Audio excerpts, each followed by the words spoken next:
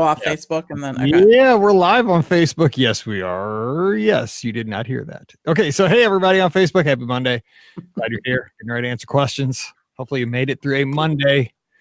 Turned cold here in St. Louis again. No fun. Sorry. It was warm, then it was cold now, and it's going to be 70 again on Wednesday. So nice. It's that time of year where it just bounces. It's horrible. It's actually like it entices you for a moment. Like you think, and then you're like, oh yes, it's here. And then I made it. You're like, I'm putting away my long underwear. Nope. Nope. I know. I was like, oh, it's so nice here, and I'm gonna ruin it all in 2 weeks. Like, no. What was 53 when I started running this morning? It was 41 when I ended. That's how bad the temperature dropped. Like it was warmer when I started at 5 than when that's gross. Wow. Like a cold front came through. Yikes. I was freezing by the end because I was like all sweaty and I walk like at the end to cool off. Yeah. I don't think you needed to cool off. You were done. Got my big coat and got a hat, got my put my ski mask on. I was freezing. Oh, all right, we got people in here. So let us know that you're here and let us know where you are, and we are going to answer questions. It's a question. Hey. Hello, Alfred. Hello, Darren. All right, let's do this. Let me find a question here. That's a good one. Questions would be all right. Man, this is 14-6. Oh, I need to mute the TV. I got intentional talk on. Nope, Nationals game.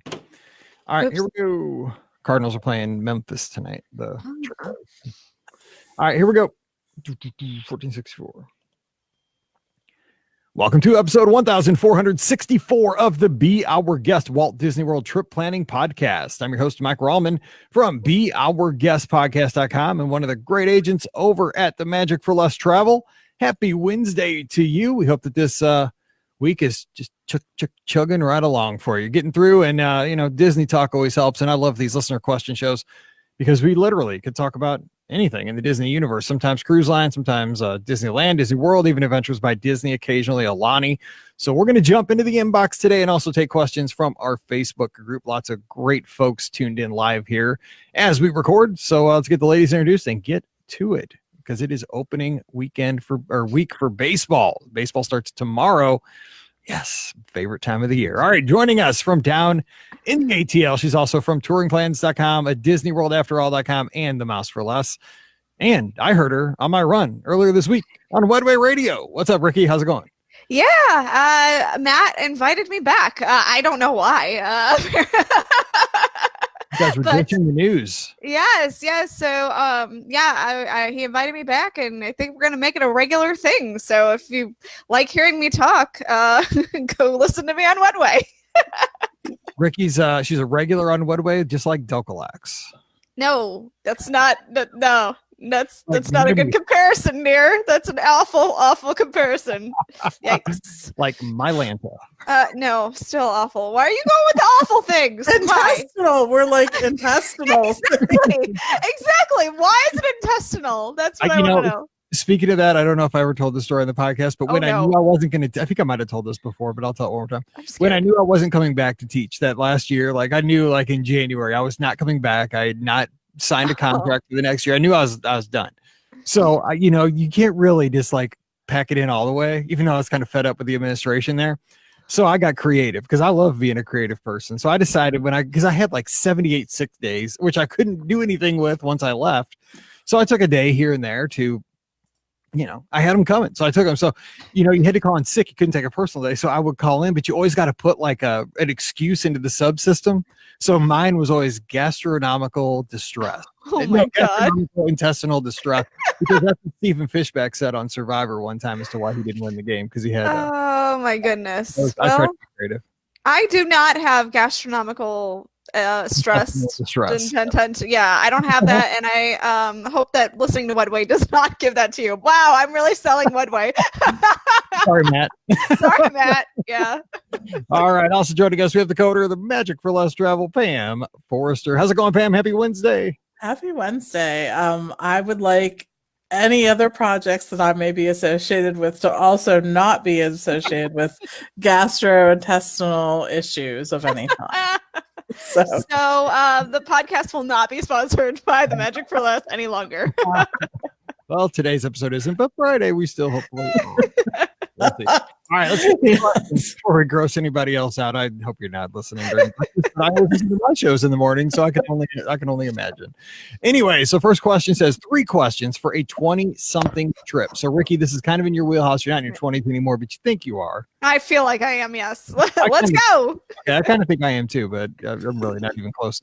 It says, hi, Mike, Ricky, and Pam. New listener Alexa here. Yes, just like the robot. Nice. That'd be tough. Mallory has a friend named Alexa, and I kind of feel bad because like we have 5 dots in our house, and so like anytime she talks about her, it's like the house lights up. Yes, no, we don't want you to answer. No, it isn't. Stop. Anyway, you're gonna have to spell it. Yeah, you're just gonna have to spell it. Anytime we get that name now, Alexa. I know I have one sitting right here 2 feet from me. Anyway, she says, I'm currently only 15 miles from Disneyland, but I'm a grad student, so this is temporary. Even though I've been able to have an annual pass to Disneyland, I grew up in Buffalo, New York, and Minnesota, and actually prefer Minnesota lakes to the California sunshine. What? Wow. Anyway, I absolutely love your podcast, and I keep keeping up with the newest episodes while going back to 2008 to not miss a thing. That's a lot of us. Yikes.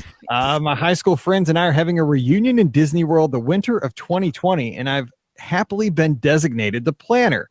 There are 4 of us all in our mid-20s, and it'll be the first time for one friend to any Disney park. I have 3 questions. Number 1, we have an absolute max of 3.5 days in the parks, and I want to see all 4 parks. Our budget will allow us to get a 4-day base ticket or 3-day park hopper. Which would you recommend? As Star Wars Land will be open, we probably will have 1 split day with Animal Kingdom in the morning and Epcot in the afternoon, or do Animal Kingdom the departure day morning. All right, so first question is, and this is going for Pam. In this instance, where they have an absolute 3.5 day stay, would you go with a 3-day hopper or 4-day base? I think I would go with a 4-day base. Yeah. Yeah. I was trying, it's a really hard, and I think what I'd like to see in addition is, I mean, if they're staying on site, which I assume they are, trying to do that aggressive time frame, I would like to see the extra magic hours, what parks they're in. And I really find that the extra magic hours, especially in the evening at the Magic Kingdom, are hugely beneficial. So that may kind of sway the way I'm thinking about things. But I would say probably the 4-day. You get to go 4 days into the park, take advantage of every extra magic hour you can. Since you're doing a base ticket, what that means is if you would want to participate in the extra magic hours, that's the park you're going to be in that whole day. But I still feel like you can take advantage of the extra magic hours and still get a full park stay's worth of, touring done in there. So yeah, that's what I do. That's a hard choice though. It really is. It is. It just requires a little bit more planning when you don't have the hopper. The hopper gives you flexibility to kind of, here and there, like, we're going to change our plans at dinner. We're going to hop over for 2 hours. It gives you that flexibility, but you're right. You're getting an extra day. So just with planning, I think that's the right choice. Yeah. All right. Question 2, even though we have a tight budget, I would love to incorporate one character meal, particularly for my friend who missed out on Disney Magic as a child. Which character meal would you choose for 4 broke 20-somethings with various levels of Disney obsessiveness? It's a tough one to read. If we did a 3-day hopper, would a character breakfast be a good thing to do departure morning, or should we do it earlier in the trip? I'm secretly hoping for Trattoria, as Rapunzel is my favorite. All right, Ricky, advice on this one. You know what? Here's the thing. I think you don't have to really worry about the ticket, because I think some of the better character meals, just like Trattoria, they can be outside of the theme park. So you don't have to even put that in as a factor. That's true. Although I was going to say, if they wanted to maximize their time, I might decide to do a theme park option, just because you'd already be in the park, so you don't have to have that extra travel time. Yeah, pick whatever character meal appeals to you and your group. If you want to go to Trattoria al Forno, then that's where you should go, I think. But I was thinking maybe something. The problem is, I think breakfast is the right option, because breakfast is going to be the cheaper option. I was going to suggest maybe like a Tusker House at Animal Kingdom, which might be fun if you do that kind of on your last day. Although then, I don't know what time you'd be leaving. So if you were wanting to do Animal Kingdom the last day, then, you might want to not do that. So, but I was thinking that because you get the, the Fab 4, 5, 5, that kind of thing. So, but I think that Trattoria Al Forno is probably where you're leaning towards. So that's probably what I would suggest. And that gets a lot of great reviews from our guests. That's a solid breakfast. The other option, go ahead. The other option I was going to say is maybe Garden Grill for breakfast at Epcot, which also, that has Chip and Dale and Mickey and Pluto. So that's another good option. And that cinnamon roll bake thing that they have is to die for. So what do we think off the top of your head, though, if we had to say, and I know we don't have the menus pulled up right now, what is the least expensive character meal on property, would you say? Is it Tusker House, maybe? I'm trying to think. I know it's obviously not like Chef Mickey's or... No, it's not Chef Mickey's. It's not and it's not Garden Grill. Garden Grill, I just dropped a large amount of money for when I went there for dinner a couple trips ago. Might be off the beaten path, and Hollywood and Vine wouldn't be good for them. The one that I know that's a character meal that's cheap is actually Garden Grove over at the Swan or Dolphin. There's only 2 characters there. It's, I think, Goofy and Pluto, but it's, considerably, like, it's one of the cheapest character meals that I know you can participate in. It's actually not Pluto, it's actually Bluto, the guy that used Popeye. Definitely not, but I think that's the cheapest one. Bluto and Mickey. Yeah, Bluto and Mickey. There you go. Yeah. That's why it's so cheap. They're just working for work. Yeah. Have you ever been to a school carnival? They kind of look like the characters that are there. True. Have you ever seen like the Mickeys at those? Yeah, like they'll show a picture. It's like, oh, that's frightening. Like that hardly even looks like Mickey. Yeah, like the Mickey characters from like the 70s at Walt Disney World. I mean, that's true. Like, I'm glad I didn't go when I was a kid because I'd still be. You wouldn't be going now, would you, Mike? I was going to say the only other thing I wanted to mention, though, is the bad thing about the character meals is most of them are buffets, and Disney doesn't really put the price out for those because they change. They could change by day. They could change, by week because they do have sort of a surge pricing thing. So just kind of keep that in mind as for the character meals, they don't really post the price until you really get there. So, that's fun. Kind of a bummer. All right, the third question. Seven Dwarfs Mine Train and Slinky Dog seem more like children's kids rides than my all-time favorite, Big Thunder Mountain. Is this true?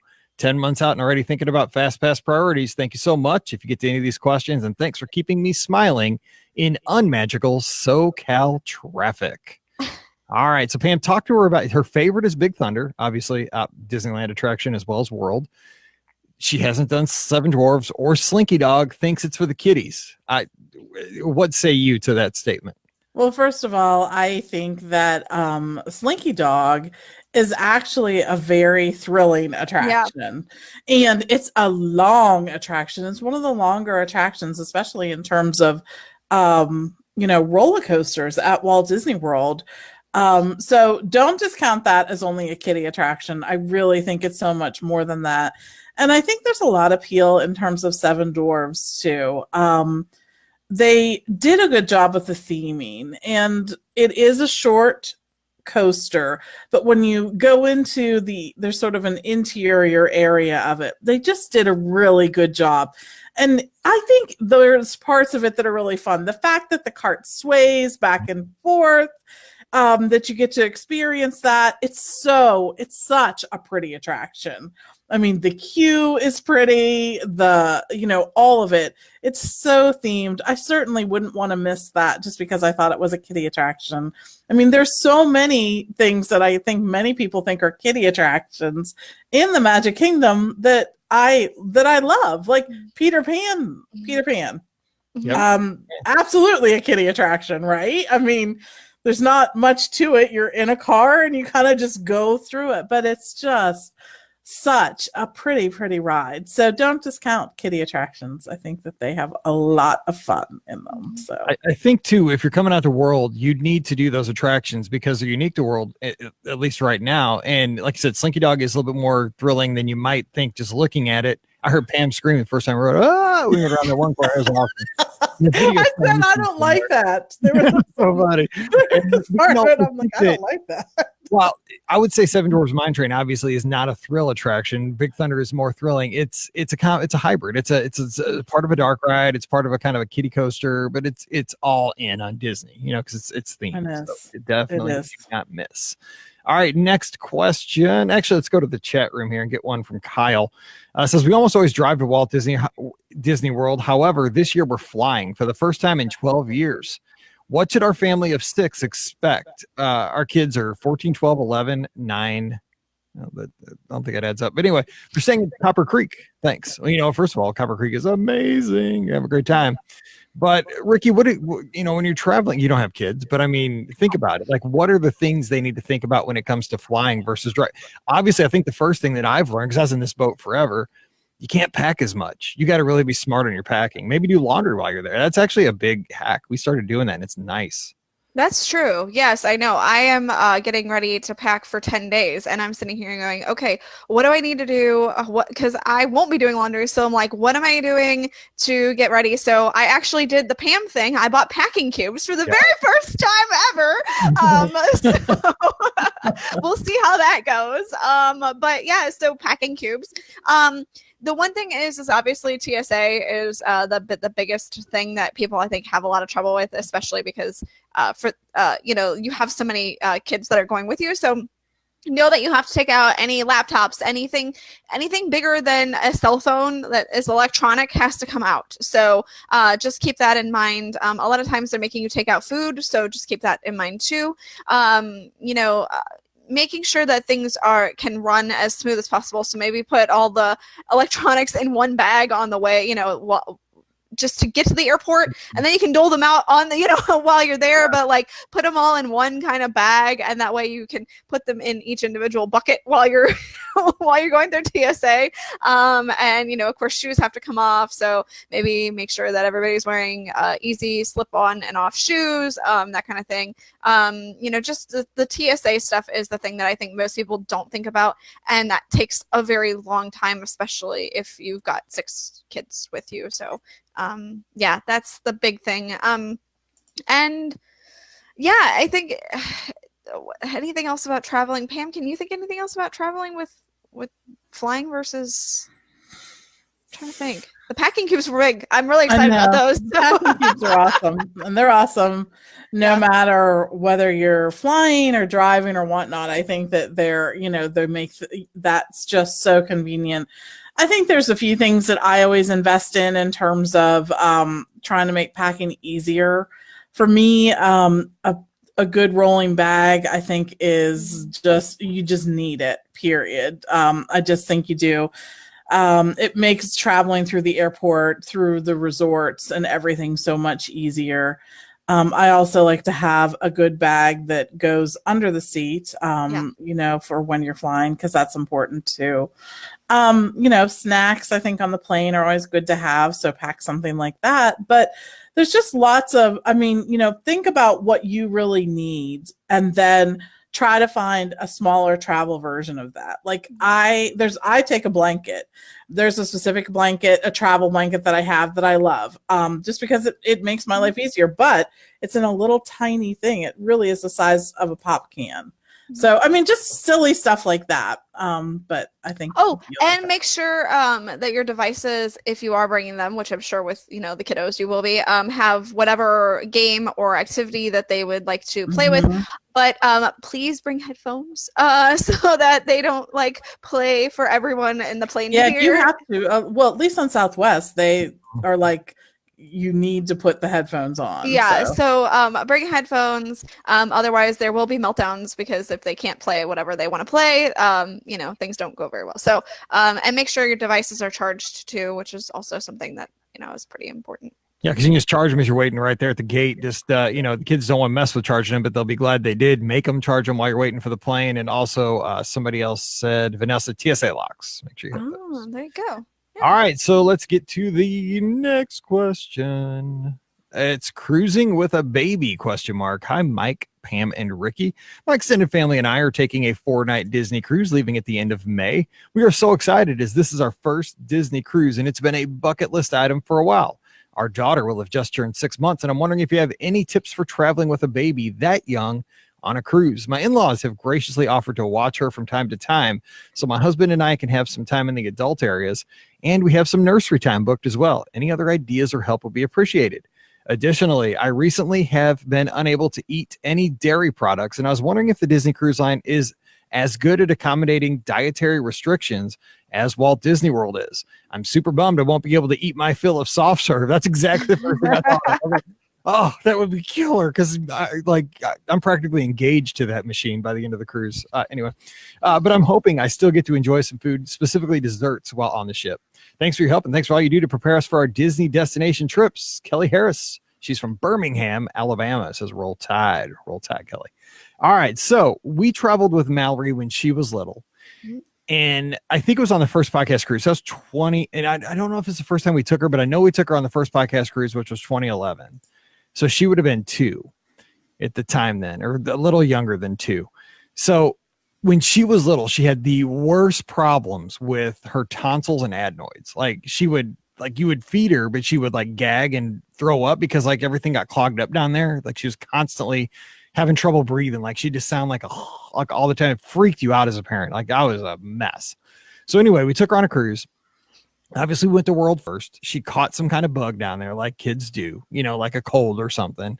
And as soon as she got that, everything started swelling up, and she, you know, she couldn't hardly breathe well. And we were doing like these, you know, treatments, like these breathing treatments, like with steam and all that, you know, stuff, salt water. I can't remember. It was a long time ago. But then we had to get on the cruise, and she wasn't sick. She just had all this adenoid stuff and tonsil stuff. So we were a mess on the cruise. So we called the pediatrician and got some prescriptions on the way to the port. We stopped at a Walgreens, got those filled. So you know, the best thing I can say is, you know, you just want to have everything that you can with a baby, with a young child, because we knew we were going out to sea, you know, and that's kind of a scary thought. You know, you're not like at Walt Disney World where you can run down to Walgreens. And I know they have, you know, doctors on the ship, and it turned out fine. She was fine. We gave her the medicine. She did okay. But it was one of those things that was kind of nerve-wracking. So I would say to make sure you overpack as far as medicines and just the stuff that your kid might need as far as just getting through the cruise. Now, you don't need to have toys, anything like that. I'm just saying like medicines, and have a plan with your doctor. You know, hey, maybe we might need this. Should we have this? Pam, can you think of anything else?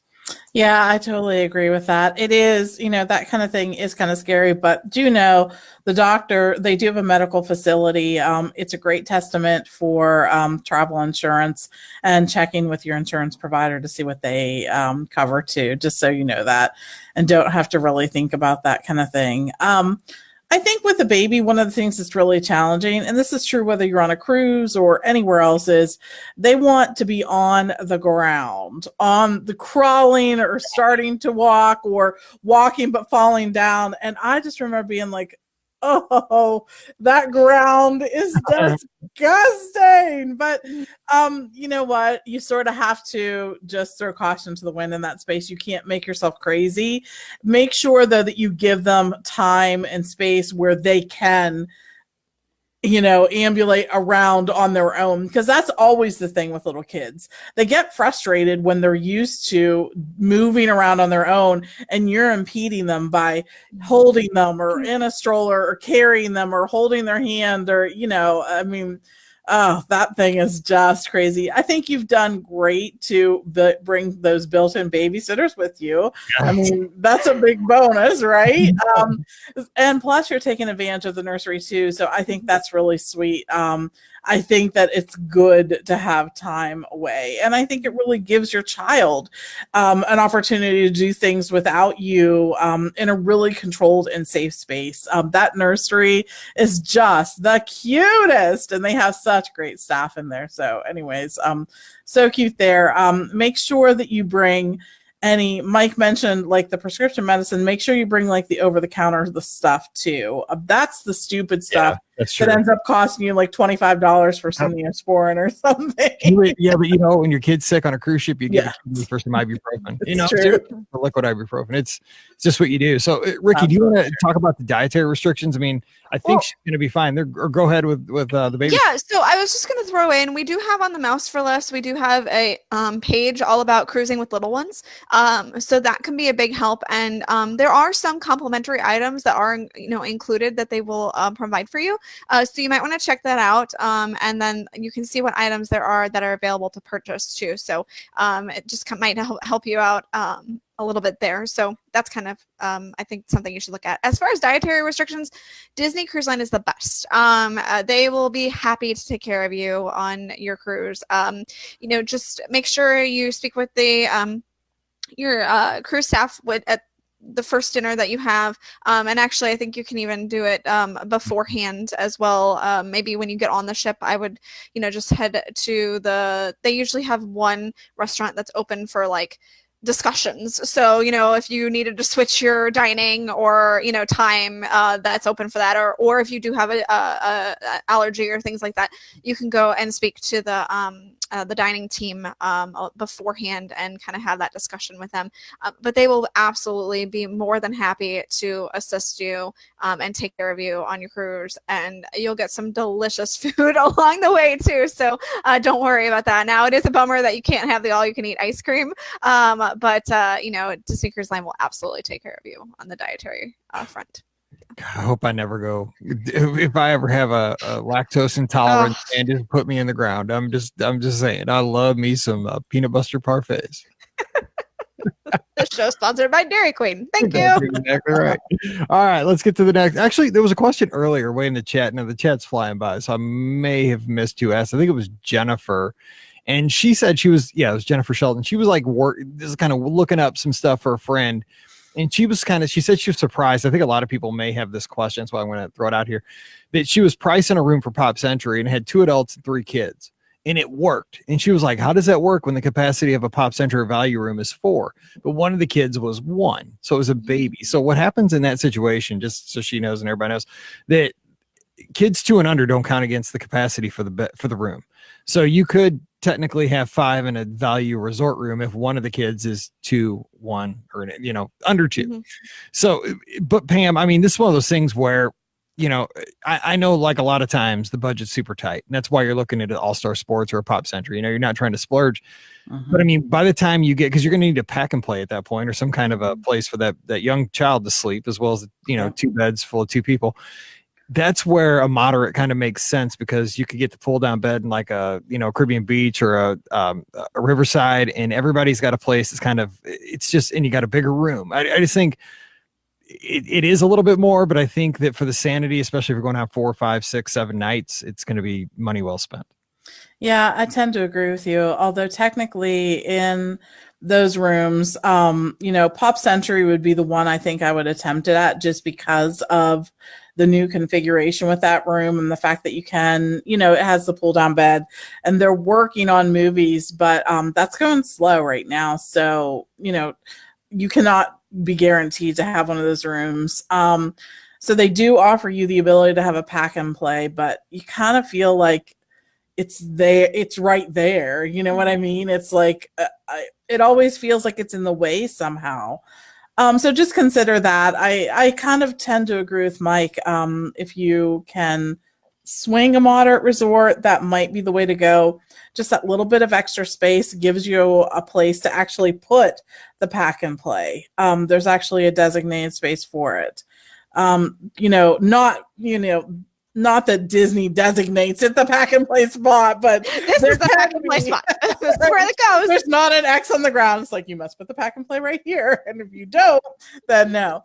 I don't mean that, but you can designate a spot for it. Mm-hmm. And it can kind of stay there. I think if you're in a value, what you're going to feel is, it's like as soon as your child gets up, it's like that pack and play is getting, collapsed right now because it's in the middle of everything. Mm-hmm. So just consider that.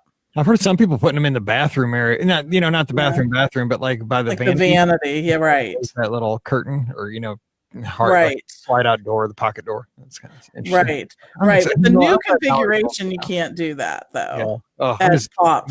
I'm glad we don't have to worry about that stuff anymore. And I saw today that Disney's looking at banning those wagon strollers. Thank you. Those things are huge. Right. I've had my toes run over by a couple. That's just why I'm a little bitter there. It's a lot. They're a lot. All right. Next question. March birthday trip or less crowded May trip? Hi, Mike. Love your show and all the great advice and information. I've been going to Disney World since I was 4. I'm now 39. Yikes. And I just became a DVC member since my son and I love traveling to Disney together 3 times a year. Since with DVC, I have to plan ahead and my 11-month booking window, I'm already planning my 2020 trips.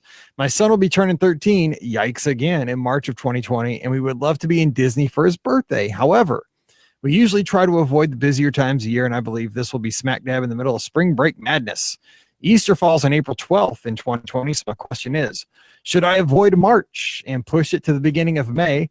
Also, we'd be saving a few DVC points, or do you think we should be somewhat safe going for his birthday and just go with that so we can celebrate it at our happy place? Thanks for the input you have, Jill from Turnersville, New Jersey. All right, I have a definite opinion on this one. I think we'll all fall on the same one. I say go in May. That's the best time to go. Apparently, you're using less points. And also, the weather is awesome in May. And think about it. Your son can celebrate his birthday at home, and there's no rule that says you can't celebrate your birthday when you're down there, in May, and just say we're celebrating my son's birthday a couple months late. No problem. And it's just, it's not going to be as busy, most likely. So, Pam, do you agree on that one? I would say May. I do. I absolutely agree on that. I think it makes, perfect sense. And Disney does not, require that you show proof of the birthday celebration. So, so you can go and celebrate when you want. I think that's the beauty of it. Yep. Ricky, where do you fall on this? May, absolutely. 100% May is one of my favorite times to go. Not that March isn't, or April, or I've gone pretty much. I think I've gone every single month of the entire year at one point or another. So, any time at Disney is a good time. You just have to manage expectations, of course. But May has always been one of my favorite times of year. It's the time that Brian and I went on our first trip ever together. So May it always holds a great place in my heart. So. All righty. May it is. All right. Next question. Help last minute trip during Star Wars race weekend, which I believe is coming up. Is that this weekend? No, it's next weekend. It's the 4th. Yeah. Yeah. So it's, next weekend. Yeah. Next weekend. Yes. Anyway, it says, hi, Mike, Ricky, and Pam. My son and I have been listening to you for just about a year now, every Wednesday morning during our commute. Thank you for making our drive a fun one. We can also listen on Mondays and Fridays too. We have other things. I've just planned a last-minute trip to Walt Disney World during Star Wars race weekend. And by the way, may the force be with all of our lizards. Yes. Yeah, right. It's a great race. I wish I was going. We need to have an AEP this year, Pam, so I could run. Anyway, you got me in last year, the last second. Anyway, we arrive in the morning on Saturday, April 6th, and we leave on the morning of Tuesday. Sunday and Monday will be park days. We're thinking Magic Kingdom and Animal Kingdom for parks. I've been to Walt Disney World many times, but never during a race weekend. Is one park busier on a certain day? Could you recommend which park we should go to on which day? Magic Kingdom has extra magic hours on Sunday morning, and Animal Kingdom has extra magic hours on Monday. Not sure if that makes a difference during a Run Disney weekend. We're also staying at All-Star Movies and have never stayed there. Any tips? Thanks for all your help. You guys are great. Sincerely, Marcy from Providence, Rhode Island. She says, please give a shout out to Benny, my 5-year-old son, if you can. He will be so excited. Hi, Benny. Hi, Benny. Benny. Lots of shout outs. Okay, so hopefully you're having a good time out there in Rhode Island. So race weekends, quickly in a nutshell. The runners are out of the parks typically earlier in the evening. So the nights of the if you're not a runner, you want to be there till park closing if you can, because the runners duck out after dinner. The traffic can be a mess, especially on the half marathon morning, which I believe is Sunday for this weekend. And the racers tend to go to the Magic Kingdom to get their pictures with their medals post race on Sunday. So the runners will start arriving at the Magic Kingdom around 11 or 12, around lunchtime. And they'll tend to, I just see that a lot of runners go to the Magic Kingdom on Sundays and kind of finish out the day, have their ice cream. That's what I do every time. So that's kind of the thing. Pam, I mean, you guys have seen it from the other side. Like, what's the impact other than that for somebody that's going down over a race weekend? I'm going to say the transportation is a mess. I'm just going to say this in terms of just not only getting, using your car, but it's really challenging, I think, for the cast members who are working in transportation. They're often not told exactly what the impact's going to be until, it's sort of late. So really take that into consideration when you're going where you need to go on that morning. We ran into that, and I just still am frustrated with them that they cannot get this together Right. in this aspect. I really am. So anyways, besides that, I mean, I hate to be negative about that, but this is criticism that they well deserve in this area. They're making money on the registration and everything else. They can figure this stuff out. But I think that you'll have some challenges, maybe getting some dining arrangements.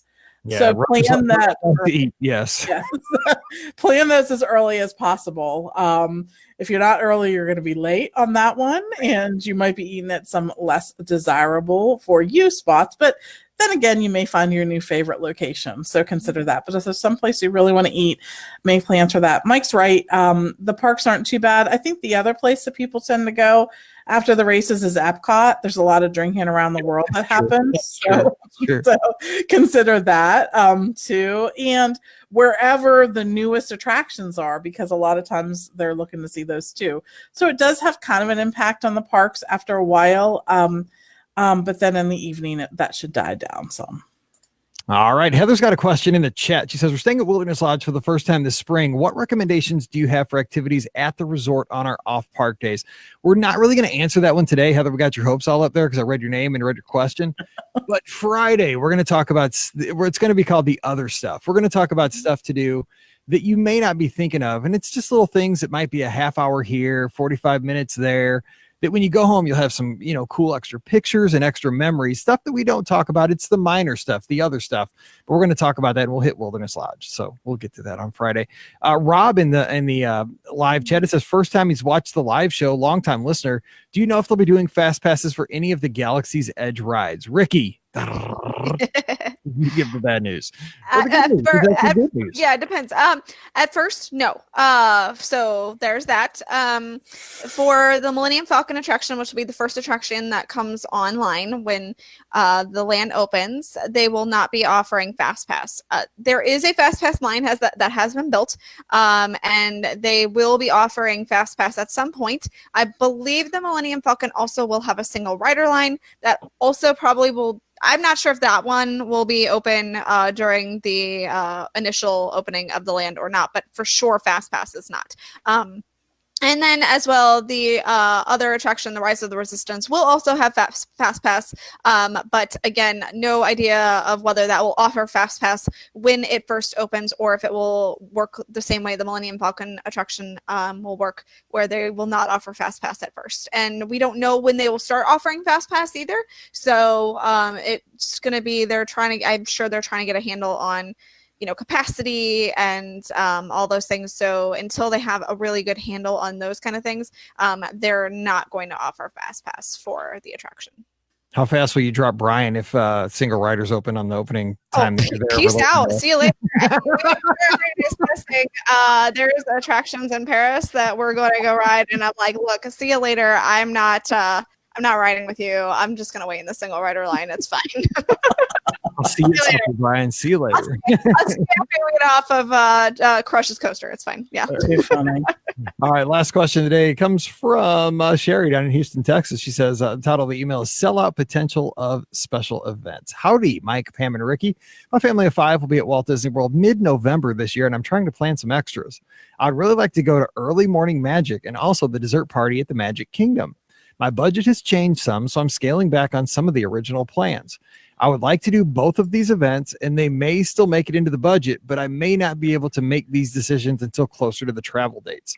My concern is they might sell out. What do you think? Also, if you could only choose one extra, what would you choose? Okay, so here we go. Early Morning Magic at the Magic Kingdom, Early Morning Magic at Hollywood Studios, or Park Hopper option on the tickets. We currently have regular tickets planned 3 days plus the Christmas party. My kids will be 4, 6, and 8 during our trip, and we'll be staying at the Contemporary. Thanks, Sherry. Okay, some good questions. All right, first of all, let's get to the concern that special events will sell out. So, Ricky, I mean, I've been looking, and I know the guests have been looking, and these events are selling out right now, correct?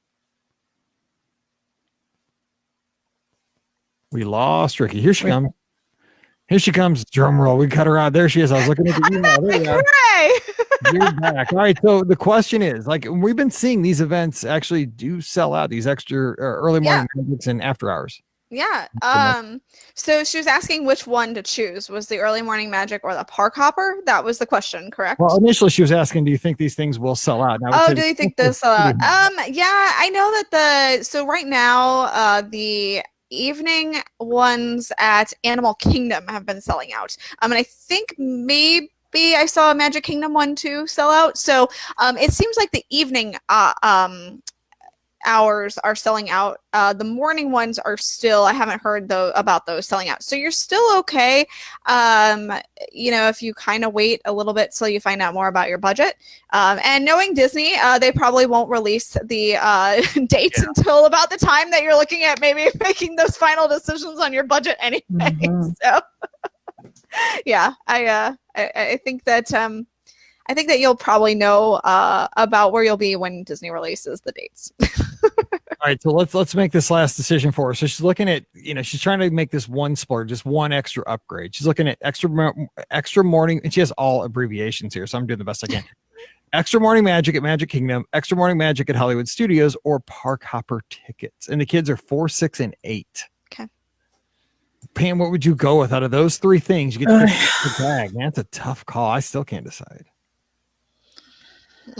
I am such we use, and I've said this many times, park hoppers so much that I almost would go with the park hoppers. And the reason is that means every day it lets me take advantage of the extra magic hour park that day in addition to another park. And I think that's worth a lot. You're talking about another hour in the morning or 2 hours at night of having a reduced crowd level and being able to take advantage of that. I really think that that's a big part of my vacation, that I like being able to do that. And it also offers me a flexibility that other things don't. So if you just have a base ticket and you're strolling into Magic Kingdom and you're there at like 11:30 and you're looking around and you're like, oh my gosh, where did all these people come from? And why are they all at the attraction I want to be at? If you just have your base ticket, you can't bounce to another park. You're there. So you've got to really just kind of stick it out. Like sticking it out at the Magic Kingdom is, quite in quotes there, right? You're sticking it out. But at the same time, having the park hopper just offers me a flexibility and a peace of mind that those other ones won't. So yeah, I'm going park hopper too, just because it gives you flexibility throughout the entire stay rather than just like a 1-2 hour thing and it's done, even though it's a great event. And they're all about the same price approximately. You're looking like in the $80 range, $70-$80 for all three things. Ricky, what do you say? I go park hopper too. I was leaning toward park hopper as well. And a lot of it, Pam brings up really good points, is, if you did the other option I would have suggested was probably the early morning magic at the Magic Kingdom. And the reason is you get 6 attractions there versus just the, 3 at Hollywood Studios. So, you would get a lot done in that first hour. But if you had the opportunity to take advantage of the extra magic hours and then bounce to a different park after that, or be in the park, a different park, and then come in the evening, you'll have more time overall because you'll have the ability to have the hour of whatever in the morning, and then you'll have the hours in the 2 hours in the evening. So I'm gonna go with park hopper. I think that's the better option.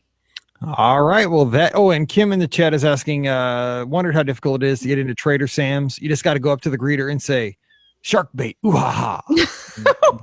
No. Yeah, you didn't know that? That's going to be in the 2020 unofficial guide.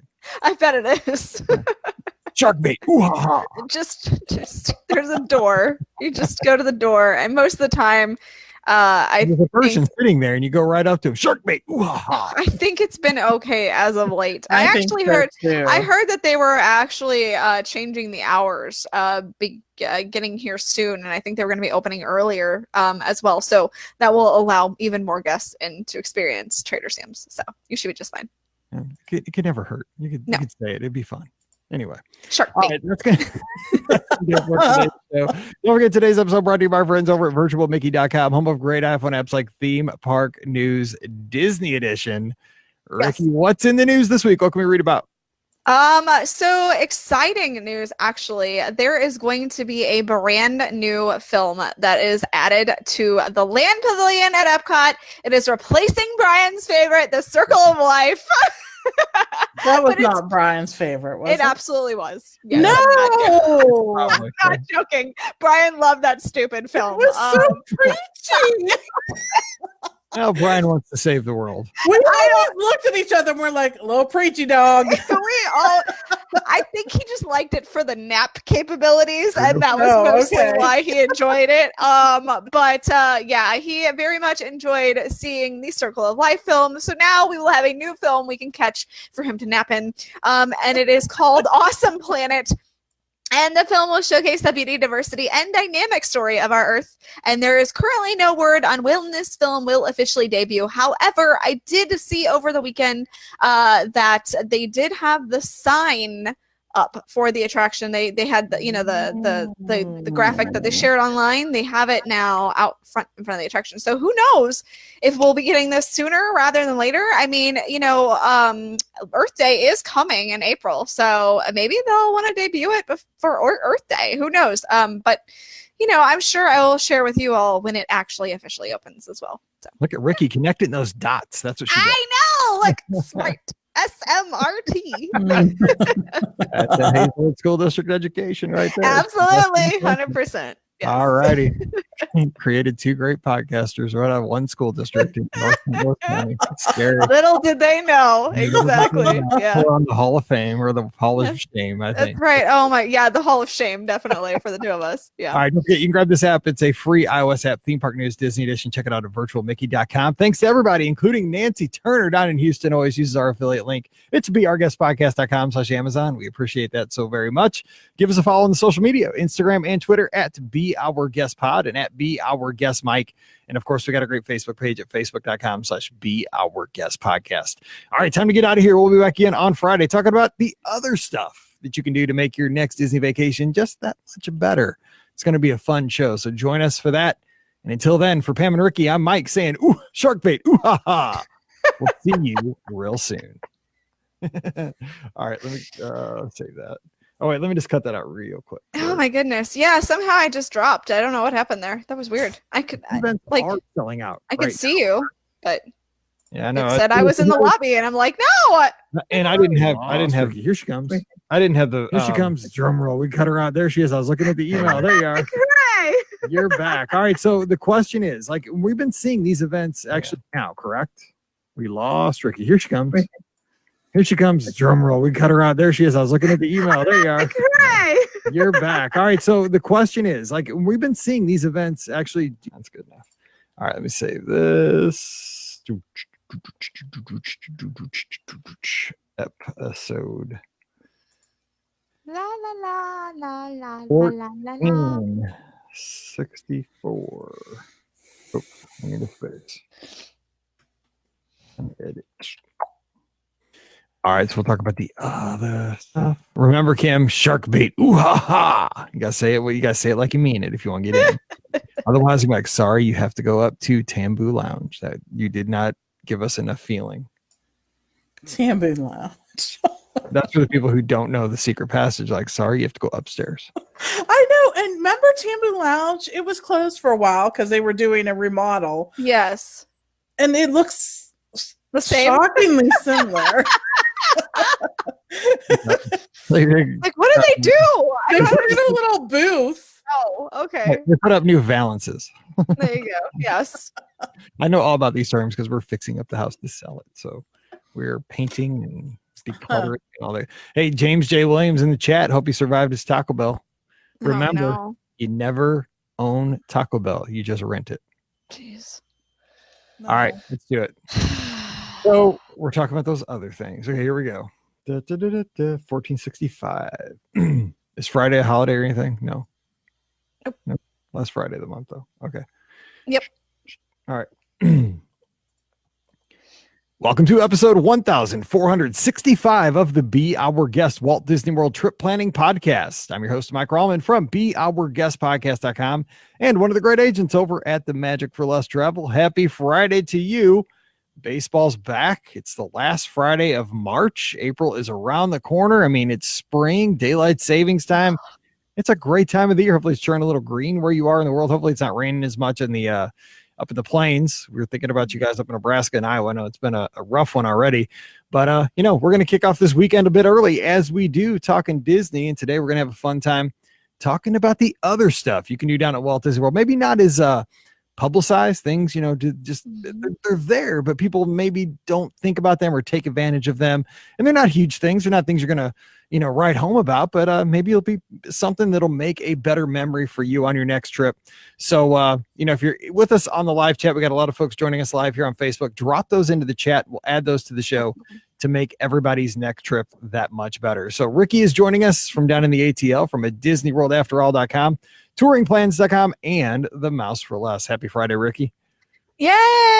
I am happy to say that it is finally getting to be spring here. The flowers are blooming and the trees are coming out and there's getting to be leaves and it's making me happy. And the temperatures are nicer. So spring is here, and I'm sorry for rubbing it in for those of you who are not quite where I am yet, but it's making me very happy. So well, we can Isn't that nice for you? Good for you. I could see Pam's face as I was talking about it. She was just like, "Shut up! It's not fair." Really? We're so happy for you, Ricky. Right? Yeah, we are. I know. Yeah, I love spring. It's my favorite time of year because it happens. It happens so much earlier here in Atlanta than it does in the rest of the country. So happy for you. All right, it's fine. Also joining us, we have the co-owner of the Magic for Less Travel, Pam Forrester. Pam, you feel my pain because this show comes out at like 35 here too. Yeah, you and I are entering what they call the mud season. Yeah, I mean, yeah. So it becomes a little warmer. Maybe the sun's out for a tiny bit, but there's so much more rain that you really can't enjoy any place that is not cement. So salad. So anyways, I don't know. I try not to be bitter about this. I am, though. I'm it's actually one of my favorite pastimes is to complain about how bad. James is bringing out a good point here in the chat, and I forgot about the yellow that's everywhere in the sense of pollen. So I mean, yeah, he's completely correct. It's you guys are missing out on all the lovely stuffy noses and snot that's been coming out of everybody else that's around me. So. It happens here though too because we're in rainy season and all the different molds and everything else grow that's all true. the time. So yeah, well, my car is yellow right now. It's normally black. So hey, did you know that's not water in the elephant's trunk? Oh no, it's not. It's not. Yeah, anyway, yeah. So thanks, Jungle Cruise. So Marlisa is in our chat room, and I have to send an apology to her because as I was listening to my podcast on a long run, I had 2 pair of gloves on the other morning, so I couldn't change it. And so I usually don't listen to our shows, but the live show that we did with the questions came up after I kind of cleared my queue. And so I was listening to that show and I knew Marlisa called in, but I'm going deaf and I called her Melissa on the phone. So I knew it was you, Marlisa. I called you Melissa. I'm getting an old man. I wear these headphones. I'm losing my mind and my hearing. So I apologize for that. So I felt bad when I heard I hate listening to us because I hate oh, that was so bad. I made it. Oops, we're awful. Yeah. Anyway, all right. Well, so let's talk about, little things that you can do down at Walt Disney World that make your trip better. It's not the reason you're going. You're going maybe to have a great meal at Be Our Guest restaurant, or you're going for that first day at Old Key West, or you really want to do Seven Dwarfs Mine Train or ride Flight of Passage, what have you, the big stuff that you're going to see in the Birnbaum's guide, in the unofficial guide. These are the top 10 things people like when you're on your Apple News and you're checking out the BuzzFeed story, these are the 17 things everybody does at Walt Disney World, and it's okay, yeah, that's pretty basic, as they say, those are the things. But what are those things that we don't talk about that maybe we've done over the years that we come home, we're like, I do that every 7 years, if you go quite often, and I just, every time I do it, I like it. So Pam, start us off. What's something that's a minor thing, but it's a fun thing to do at Walt Disney World? So I'm starting you off. It's not really a minor thing, but it's something I talked about because we did recently, and I just cannot sing the praises enough of the dessert parties. Now, this is one you have to pay for. But honestly, to not have to stand there waiting for the fireworks, like in your perfect spot with 8 million other of your, best friends right there in the hub at Magic Kingdom, hearing every so often from cast members, please move forward, or whatever, It is like life changing. You feel free, like you can breeze into the dessert party, grab some little cheeseburger, egg rolls, some cheese, some yummy little desserts, some s'mores. They were making s'mores there. I feel like Pam's rubbing it in because she did this right after I had to leave. You could have stayed. I could have. Unfortunately, work called. So she texted me, rubbing it in as I'm driving home. We got into the dessert party. I'm like, I know. Here's how I see this. You have the warm weather. Pam has the dessert parties. It's a lot. That's true. I know. It's true, right? good. Yeah. But it really, really, truly is just kind of life-changing in that space. It is an expense, but we felt it was really worth it. I'll be honest, this may not come as a shock to some of you who listen to the podcast often. We did not have dining plans that evening. No, we did not. We actually didn't. What? No. We didn't have dining plans all day, and yet we still managed to We do so. We ate fine.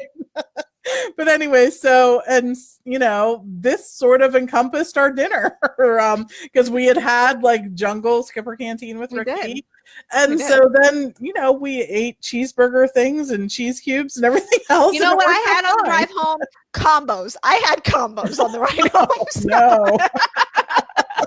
No, but it really was so nice. And I personally prefer the one where you have the dessert party and then you go down into the Rose Garden area they don't call it the Rose Garden, but you know what I mean. That you go down in that plaza area to sit because I feel like the covered area doesn't offer the best vantage point when you're talking about the castle and the projections. Now, if you want a seat or the covered area is very important to you because you have fears about rain or other things, I would suggest the covered area, the Tomorrowland Terrace, actually, the covered area. But we prefer the plaza viewing space.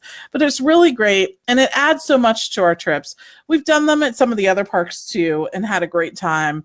And I haven't walked away from that feeling like, golly, I wish I hadn't spent that money. So that's my personal opinion. That's a good one. Okay, so here's mine's free. Okay, now this is something that I think I'm going to do with Mallory as we go down this year, because Mallory, she's 11 now, so she finally got herself a phone. It's like when you get a phone, we held out to 11, so now she has an iPhone. So does her good friend Emily, which they're going to be hanging out together at Walt Disney World after the cruise because they're going to be getting there when the cruise starts, but we're going to go after. And one of the things I think we're going to do is we're going to have kind of like a contest throughout the last few days that we're there. And we're going to go around and pretend I'm going to, and Scott and I'll do this and I'll try to get Pam. She'll roll her eyes and we'll not do it. But we're going to pretend like we're millennial Instagram influencers. So what we're going to do is try to get our best pictures at the best places on property. So, for example, we're going to hit all the walls. I'm talking the bubblegum wall, the purple wall, the Great Wall of China, I don't know, every wall. We're going to hit every wall. And then, we're going to go to Disney Springs, like that Disney side store. You can get your picture in the old Sky Bucket, and they have a couple other props in that store because it's really for folks that are Instagram influencers and millennials. But there's so many cool places. And then we're going to try to maybe make a montage out of those or something, and we'll share it with each other when we get home. Because it's a great way to, build memories, but to kind of have a goal. What are the craziest things you can get your picture taken in front of? Scott and I got our picture one time on that bike that's in Harambe over in Animal Kingdom. It's kind of by the Harambe Market. Mm-hmm. It's like a little bike with, just stuff like that. Just whenever you see some crazy place, get pictures and then put them all together when you get home or make a slideshow. It'll be fun. So you know what I'm hearing? Mike is stealing my idea of doing the senior pictures all around, just all around Walt Disney World, not all around Atlanta or wherever else I will be. So yeah, you're totally just stealing my senior picture idea is really what you're doing. Because I don't just do them at the Instagram walls. I do them all over Walt Disney World too. So, but I think if you're going to do the millennial, because if you have if it's titled the millennial Instagram influencer like assignment. Got I it. think you have to do duck lips on all the pictures. Yeah, I don't do duck lips. That's definitely not a me thing. Mike did have the ultimate senior picture, though. Mike did have the ultimate senior picture. That is true. I was exhausted, and I was not. And you know what? When Mike texts me, that's the picture that shows up, and I'm so is it the one where I added the little caption? I don't remember. All I know is I made that the senior that picture, my picture for Mike, and it legit shows up every time he texts me, and it makes me so happy. So yeah. So all right, so that's fine. All right, so Ricky, what else can we do? Like just other stuff that we don't, doesn't get the headlines, but can make your trip better. So one of the things that Brian and I did a long time ago, actually, at this point, although it feels like it was just yesterday, but when we really think about it, I'm like, that was actually really a long time ago. We did the water mice out at the Contemporary, or no, I think we rented it at the Polynesian, but you can do it at a bunch of those resorts right there. And we went along the Magic Kingdom route. So we like that one a lot because you do get to, see all the Magic Kingdom resorts. You get to go past the Magic Kingdom. You get to go all the way over to Wilderness Lodge. We got to see River Country back when that existed, although now you're going to get the new resort that you can see. So that was really cool because you get a completely different vantage point. I mean, yeah, you can kind of see those things when you're on the little boats taking you to and from the Magic Kingdom to the Polynesian or the Grand Floridian, or, when you are going from the Wilderness Lodge to the Magic Kingdom, you get kind of the same viewpoint, but it's really just so different because you are in a, you're free. It's just the two of you. It was just the two of us anyway, I guess I should say. And, it was just a really cool experience to be out there that close to the water, and you could get up close to things, not on things. So don't go into Discovery Island, but you could go past Discovery Island and see it in a much closer way than you normally can. But there is a cost to it. But it's, again, just one of those fun things that, you're not planning your vacation to go out on the little water mice thing, but it is a really fun experience once you get out there because you can just zip around and have fun. Now, it's also kind of nerve-wracking because you've got the giant Magic Kingdom ferries that are... What kind of directions do they give you? Like when they put you in the boat, like obviously you're gonna avoid the ferry. That's what I've always said. Like, I mean, they turn in people out in these little bitty teeny tiny boats out on the same body of water that has like the big ferry, that could just run you over. They say, good luck, bro. I mean, yeah, pretty much. Good luck. See you later. I'm sure they told us, give the ferry some room, or at least I was smart enough to know to give the ferry some room. But yeah, I mean, I wouldn't try to jut in front of the ferry boat. Because I'm sure it's coming 3 horsepower. Yeah, exactly. As it's coming your way, but it was super fun. We enjoyed it immensely, and I had a great time out on those little boat things. So I would highly suggest that. And they're not that expensive, all things considered. I mean, I think it was like $30 something for an hour, which wasn't terrible. So good deal. Yeah. All right, money well spent. So I want to make sure we get our chat room in here because they have lots of great suggestions. They're pumping them in here. So Katie says scavenger hunts at the resorts, sometimes a little treat when you turn it in at the front desk. Cute and fun way to explore. Agreed. The resorts have so many great activities. I believe we said we were going to talk about real quick on this one. Pam, Wilderness Lodge. If you're staying at Wilderness Lodge and say you have a day or two of downtime where you're not going to go to the parks, Wilderness Lodge has a lot going because you can walk that path over to Fort Wilderness and you got a kind of a combo there. But what would you suggest for that listener who was asking that question on Wednesday?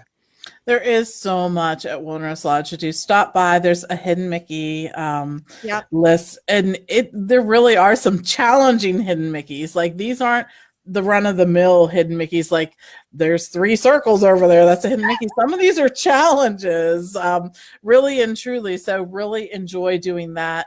Make sure that you visit both Geyser Point, which has great drinks and food. And also, I think Roaring Fork has some really quality items there too.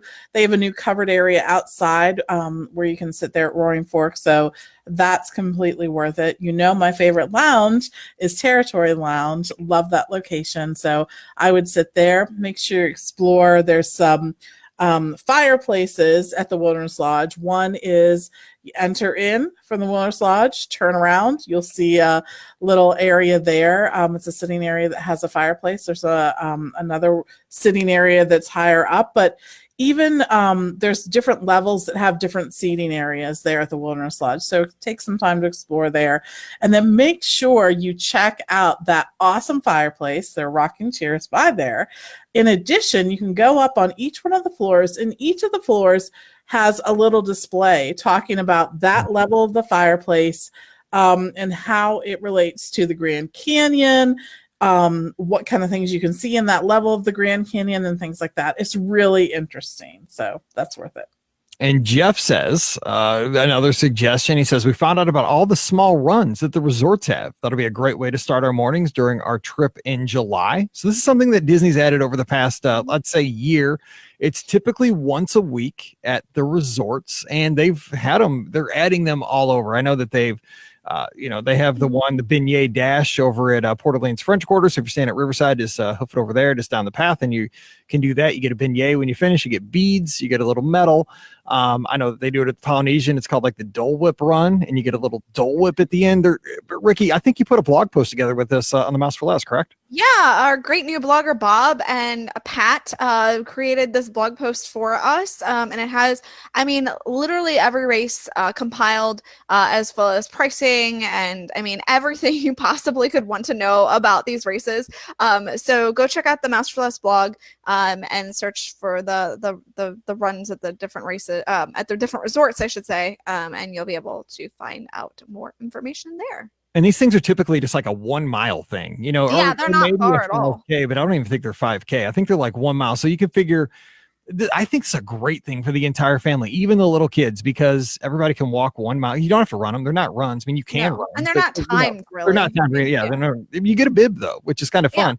I think that's what's great, though, because I think it's a great introduction for like the little kids. They get a little bib, they get a little thing at the end of the race, and it's like, they got to do something that it's not competitive, but it's cool to get a bib and pretend like you're doing a race, and it's a great way to just get up, get the juices flowing in the morning, then head out, and you can tell yourself, hey man, I get to have a big breakfast now. You just walked a mile, you didn't burn 7,000 calories, but hey, you know what, in your mind you did. So that's, you put a bib on, that's 500 calories, right? That's there. Right.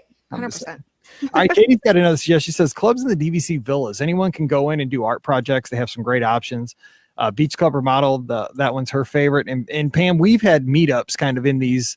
It's like the solarium over at the Beach Club villas. And you're right. sometimes you can go in. These you got to pay a little bit extra for the arts and crafts kind of things. Like you might do a mug or a statue, some kind of porcelain thing. But kids, especially on a rainy day, this can save a day.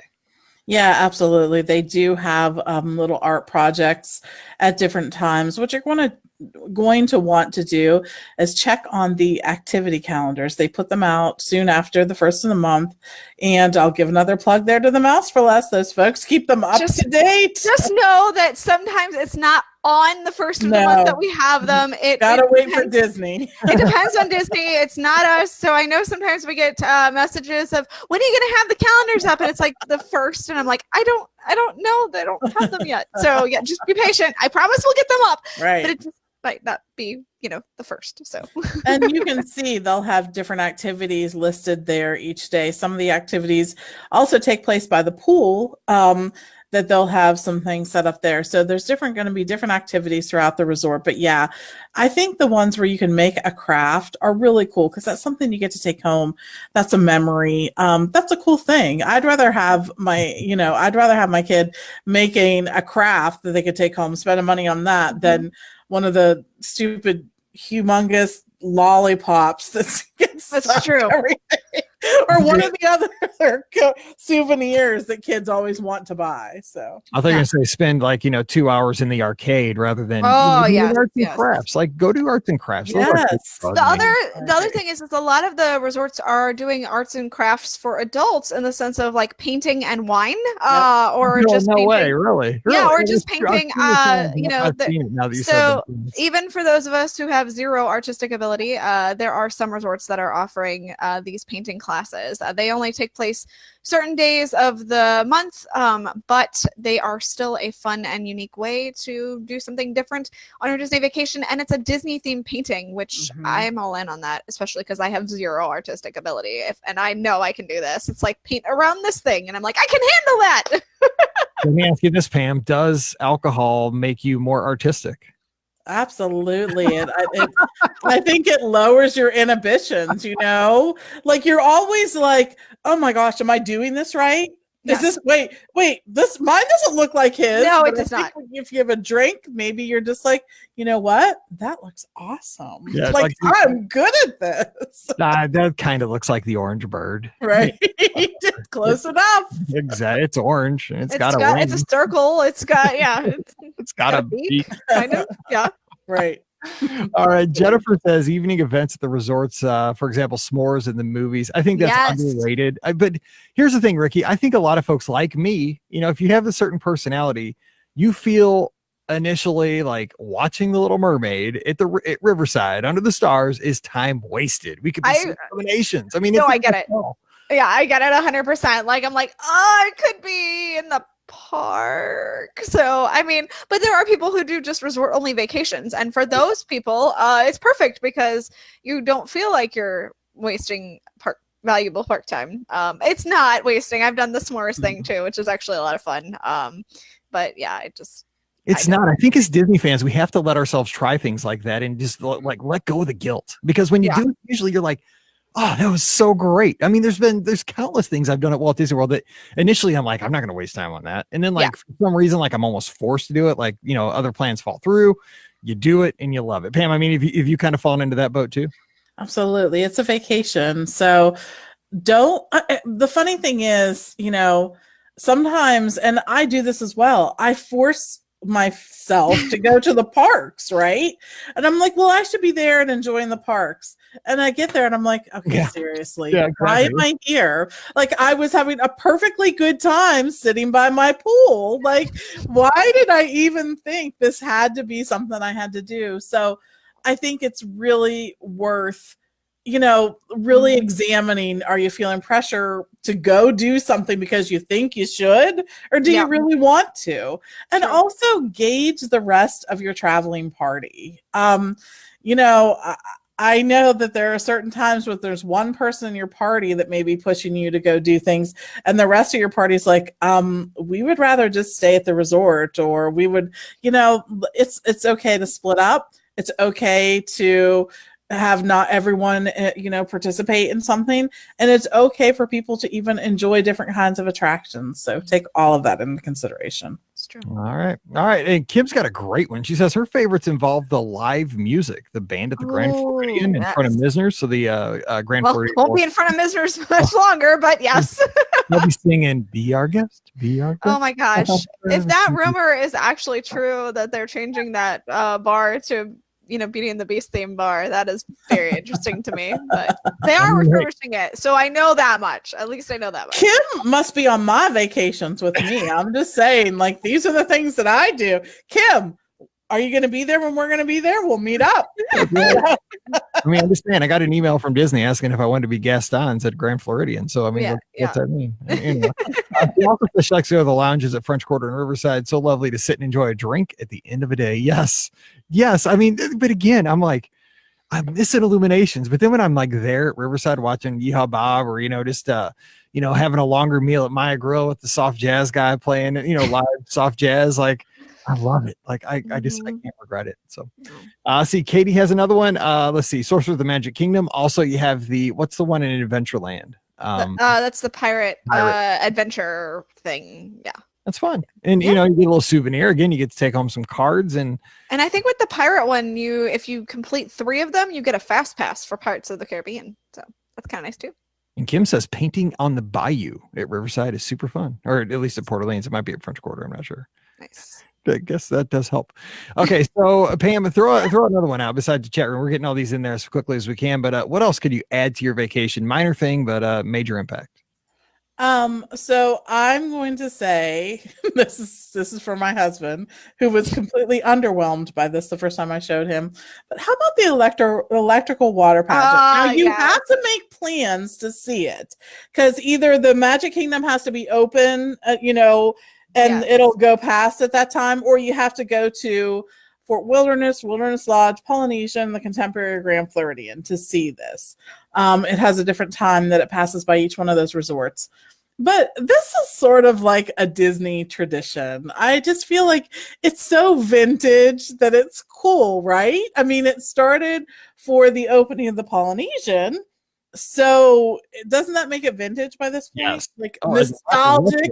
Yes. Nostalgic. Yes, it's retro and nostalgic and vintage. Put that on your eBay description and you're going to get so many more people looking at it. So no, but I really love this. It's like kind of like a piece of Disney that's not really there anymore in too many places. It's just sort of simple. It's not the most technologically advanced thing, but dang, it's kind of cool. So, I mean, where else do you get Walk the Dinosaur and a salute to all nations, but mostly America? Like, right. I mean, absolutely. Flag. I mean, put your hand over your heart. Exactly. Yes. I mean, it could be like, who sang Walk the Dinosaur? Was it Dino? Or no, that was, he sang some other song. Who sang Walk the Dinosaur? I'll have to look it up. But I mean, then you got Lee Greenwood on the last float, singing God Bless the USA. It's like in a symphonic kind of tone. I don't know. It's not really Lee Greenwood. It's not. It's not. Yeah, it's a Grand Ole Flag. Yeah. That's and Walk the Dinosaur was not. Yes. Oh, you got me. Was not was. I've played that song. Boom, boom, shaka laka laka boom, boom, boom, boom, boom. It will bounce around your head the rest of the evening. Yep, I've got it. Thank you. I'm done. Yeah. Now thanks. That's it. Yep, I love it. Yeah, good luck with that one. Boom, boom. Yep. Laka, boom. All right, Craig says, we love making a trip over to the lobby at Art of Animation for character drawing lessons, especially since this was removed from Hollywood Studios. The times for the classes are usually posted in the lobby. Ricky, have you gone to that? I have not, at least not since it's been, since it got away from the, Hollywood Studios version of it. So, but that is an awesome thing to do. Yeah. Really cool. I mean, and I'm glad to see that they did take that from the studios, but it didn't die, and it fits perfectly with the theme of Art of Animation. I mean, it's like, that's one of those things that's almost such a no brainer that I'm surprised Disney does it, like it fits so well. Like, thank you for actually following through. That's a great ad because it doesn't cost much and everybody talks about that stuff. All right, Ricky, give us another thing. Hey, Ricky, I want you talked about this when you were on Wedway Radio the other day. Okay. I think this is great. Now, it was, again, talking about things going away, but things kind of adding that are, added that are kind of parallels or at least similar experiences. So the Pixar place or whatever it was called, the Contemporary closed. Yeah, just closing. And that was kind of like a Disney cruise. We kind of, like I said, it was kind of like a Disney cruise on like Oceaneers Club Lab kind of experience. Yes. While the parents went out. But they added this kind of thing where you can give your kids an adventure. Well, it doesn't go very late. You mentioned it closed at 8:30, so it's got to be an early dinner if you want to go do something. But the kids have this awesome experience over on Crescent Lake. So talk to us about that. We might want to add that to your next trip. Yeah, so it's Captain Hook's Pirate Crew, and it takes place at Disney's Beach Club, and it's offered from 5 p.m. to 8:30 p.m. So yeah, early dinner for the parents. But it has Captain Hook looking for a new band of adventurers to learn the pirate code and follow clues to hidden treasure. And as part of this crew, you get to go out on a pontoon boat. Well, your kids do on Crescent Lake, and it's kind of like an escape room experience. You got to solve clues and things like that. I'm awful at escape rooms, so I don't know how well even I would do at this. So, but once the treasure is unearthed, so I'm guessing you've succeeded in your escape room experience. There will be a pirate feast, which includes like spaghetti and meatballs, and macaroni and gold sauce. Anyway, and also dessert and things like that. And so anyway, this begins on April 28th. So it begins later next month. But it's kind of a unique experience for the kiddos, just to be able to go out and do something fun, and have an experience where they, get to search for treasure, and that sounds awesome. So did they not used to do this off the Grand Floridian at some So point? I think they still do, which is what has me confused. But I guess it's going to be a different kind of experience, because the one at the Grand Floridian has Peter Pan as part of it. So I don't know if Peter Pan will be part of this one, or if that's like now they've just expanded the idea to this. I don't know how different it will be. Let's put it that way. So yeah, it's different than the Pirate and Pals thing, which is at the Contemporary that Carrie has talked about. It's called Captain Hook's Pirate Crew. So but that one on the Seven Seas Lagoon, the Pirate and Pals, that's like on a bigger boat. That's like a I want to say like a 50-seater. Like it's a larger boat out on the water, where I think this pirate ones for the kids at Crescent Lake is like a pontoon, like you would get for Illuminations cruises. I guess, because I know I saw it. Actually, I'm going to put a picture up on okay. the page today so everybody can check it out. Because when I was there for Princess, I saw a pontoon boat with just a bunch of kids and like 2, cast members on it. It was flying a pirate flag off the back, and they were doing some like activity. Like it was like teamwork. They were trying to figure something out on the little boat. There's probably, 6 to 8 kids on it. And I guarantee you that's what this was. Well, I would assume that it would have to be more kids if they were, maybe not. I don't know. They only hold like 14 max. Yeah, that's true. That pontoon. They're small, but I mean, and it was during the day. This was like at maybe noon or 1. Yeah, so this will be in the evening. Yeah, maybe it's the same thing.Ey're just rolling it out in the evening. Yeah. It looked cool though, because the kids were because like I saw them like on that bridge as you're going into France. Walking back into the showcase. They were kind of docked up, kind of near where the friendship boats go, but just down a little, kind of under the bridge. But the kids were just like eating it up. Because I stopped because I didn't know exactly what was going on. I was just watching, and like they were doing some kind of team building activity, trying to solve something. They had maps out. Like I said, they had a pirate flag on the back of the pontoon boat. Everybody was having a good time. So I bet you that was a test for this. Probably. Yeah. It looked really cool. All right. So what else? Let's try to throw in 1 or 2 other things that we can think about that might plus our next trip. Pam, what do you got? So I'm going to do and say this is something that a lot of people really enjoy, and it's pin trading.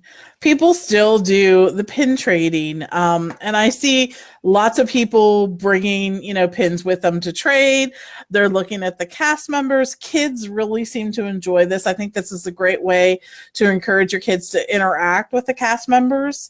They have to go over and say, "Can I see your pins, please?" I see like the kids who are a little shy, being kind of coy about the whole thing, but it's really sweet. And also see it, going on in between different guests too. And I think it's just something that just anyone can participate in. It really doesn't cost a lot of money. Pins, of course, have increased a little bit over the years, but I don't think they're really expensive. And it's a great way to get a memorable souvenir too. And I've heard a lot of people you have to have like certain like quality of pins to be able to trade them. They have to be official Disney pins, but I heard you can buy like lots on eBay or, what have you, Amazon. And then, you trade those, because I think the thing is you want to get pins that your kids aren't necessarily attached to. Right. Like when I was a kid, this is why I can't do pin trading. I get attached to things. Like even though like I want something you have, I don't want to give up what I have. I'd rather just buy it, and have all of it. Like I'm a collector, not a trader. I think you got to buy something maybe your kids aren't attached to. Yeah, that's true. I don't know. All right, Ricky, give us one. Okay, let me throw in mine real quick because I'll forget. Okay. I know a lot of people go down to Walt Disney World for golf, right? You want to play golf, and we've talked about mini golf. That's a fun thing to do. But if you don't want to play golf, say you're not a great golfer, maybe you don't have the time, because even 9 holes is going to take a couple hours. They have it Sunrise 9, which is a really good deal. It's really inexpensive. You get 9 holes of golf and breakfast and a drink, and it's really inexpensive. But one of the things you can do is go over to, where do we play? We played at Lake Buena Vista over Marathon Weekend a couple years ago, and there's a driving range. So if you don't want to play golf, you could just go, just drive some golf balls. And you know what? They're cool looking golf balls. They don't have Mickey on them, but they have the Disney logo, and you can just smoke those balls out there, and you don't have to worry about, chasing them or, hey, did I hit that straight or not? Who cares? You're just driving a bucket of balls and, then go. I think that's kind of fun. You just get to smoke them out and not worry about the game. Similar to that, they also have the foot golf thing that you can do. That's going everywhere. That's is it? Yeah. Yeah. So they have it at Walt Disney World too, and you can participate in that. And I don't know, I've never done it, but it looks like it's fun for somebody who's not good at golf, or but wants to kind of play golf. So that's an option for you too. So there's that. Right. I have one more. Okay, can I throw my last we have one? so many more, so we may have to continue this to the next show. But go ahead, Ricky. All right. What else do you got? I'll go with my next one, then we'll continue. So, one of the things that's really cool to me is the Void, which is at Disney Springs, and I haven't done it yet. I'm waiting. They are actually opening one here in Atlanta, so I'm really kind of waiting till it opens here, because kind of like we discussed earlier, I don't want to waste my time doing something I can do when I can be in the park. So at the Void, you can do one of a couple of experiences. So right now they have Star Wars Secrets of the Empire, which I hear is just phenomenal, especially for Star Wars fans. But you really feel like you are there. I mean, you feel like you are a stormtrooper. You feel like you are on this hot planet. Everything feels like it's supposed to be. It's actually there, even though it's not. And I guess I should explain what the Void is. So it's like a hyper reality thing. So you put on these goggles and this gear pack thing, and you go around. It's kind of like an escape room in a way, because you're going around and trying to do whatever you need to do to get through the game part of the thing. But yeah, it's all hyper reality. So you're wearing the VR glasses. But they also have a new one, semi-new, since Ralph Breaks the Internet came out, and it's Ralph Breaks VR. Now this one I think is kind of more of a family-friendly option for people. Although I do know you have to be a certain age to participate in this, just because you are wearing the goggles and you are wearing the vests and stuff like that. So you can't have little ones doing it. But the Ralph Breaks VR is kind of an interesting option too. They have created it specifically for the Void. It's a whole storyline based exclusively for the Void. And then there have been rumors. The Void actually announced that they were going to be doing additional experiences later that were Disney related. So there is a Marvel one that's supposed to be coming, as well as another like Disney inspired one, I believe, that's also supposed to be coming. So I suspect that we'll see more of these Void experiences continue in the future too. So, yeah. Sounds good. All right. Well, you know what? We're just about out of time, so we're going to cut this one, and we'll come back and touch on this, because we still have a lot more from the chat room, and I have like 4 more things on my list that I want to get to, but we'll cut it here and turn everybody loose for the weekend. Don't forget, today's episode brought to you by the great folks over at the Magic for Less Travel. Check them out for your next Disney vacation, whether it's Walt Disney World, Disneyland, Disney Cruise Line, even Adventures by Disney. I'm just going to encourage you today, over the weekend, drop by the magicforless.com. Check out all the specials. They got great resort guides. If you're not even going, click on Walt Disney World, click on the resorts, and you got pictures and room layouts, and it's amazing. You can lose yourself. They can lose an hour, like, without even knowing it. Like I sit there and watch Live PD on a Friday night and work, and all of a sudden, like, I'm putting together stuff for guests, and I'm excited. Like, I'm looking at Old Key West, like, oh my gosh, there's a 2-bedroom, there's a 1-bedroom, there's a deluxe studio. Like, I'm a Disney fan first. I got to admit it. So I'm always looking at that stuff. It's a great site. And then while you're there, fill out that free no obligation quote form. So check them out today over at themagicforless.com. Let them know you heard about them here on the Be Our Guest podcast. Don't forget to support the show. Use our Amazon affiliate link. It's beourguestpodcast.com/Amazon. Thank you very much each and every time you use that link. Give us a follow on the social media. We're on Instagram and Twitter at Be Our Guest Pod and at Be Our Guest Mike. And we've got a great Facebook page at facebook.com/Be Our Guest Podcast. All right, we're going to be back again on Monday with another fun podcast, as we do. Then Wednesday, listener questions. Friday, another topic show. And we'll just continue on and on. Love it. This is so fun for us. So thank you. We hope you enjoy it every time. So for Pam and Ricky, I'm Mike. Wishing you a great weekend. Whatever you do, stay safe, and we'll see you real soon. I want to answer Mackenzie's question, because she asked it for me in the chat, and it didn't have anything to do with anything that we talk about usually. So Carolyn too, like, we're sorry, like, sometimes, like, we're on this topic show, and I know you hop in, but we're the listener question show we already recorded. Right. But Mackenzie did ask a question. It's about Halloween Horror Nights, and I really wanted to answer her question, because I know that she says that she's a big chicken, and I am too. So she wants to know how I get through Halloween Horror Nights while being a big chicken. And I will tell you, I am such a chicken. I have only ever been in one haunted house in my entire life, and it was last year at Halloween Horror Nights, and it was for Stranger Things. And the only reason I did that one is not because I've seen Stranger Things, but because my brother actually literally took me through the house and pointed out, there's going to be a scare actor there. There's going to be a scare actor there. There's going to be a scare actor there. Otherwise, I wouldn't have gone in the house. So that's the bravest I've been, and it terrified the bejeebus out of me. But Halloween Horror Nights, I actually really do enjoy going to. It is scary, but I like it because if I don't go in the houses and you just see the scare zones, the good thing about the scare zones is for the most part, although sometimes you do get one sneaking up behind you, and I've had that happen before. That's like living in our house. I'm always posting. Yeah, exactly. You can see the scare actors, out there in the middle of the scare zone. So as I keep my eyes on them, and I lock eyes with them. I keep staring at them so that way they know like I'm not. Yeah, exactly. That way they know like I'm not afraid. I see you, type of situation. And then I run like hell through the thing. Yeah. Yeah. So I just I really do. I keep my eyes on the scare actors as I'm walking through the area, and for the most part, I manage pretty unscathed.